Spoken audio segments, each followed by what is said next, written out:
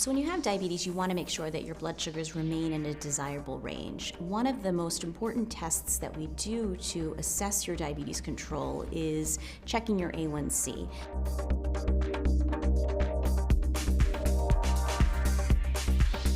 A1C is the average blood sugar that you have had in the past 3 months.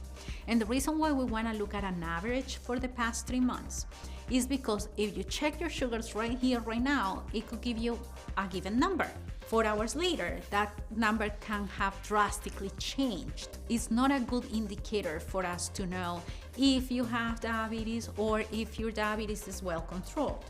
So A1C gives us that opportunity to diagnose and know how well controlled it is.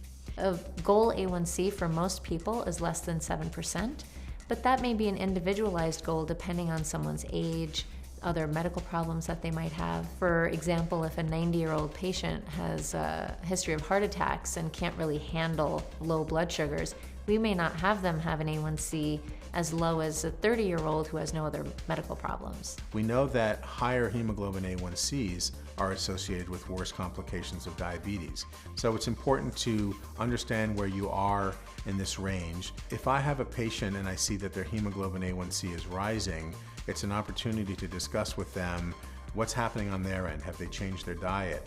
Are they exercising less? Have they gained weight? And on my end, it's an opportunity for me to think about what medicines there are and do I need to alter them or adjust them to better control their sugar.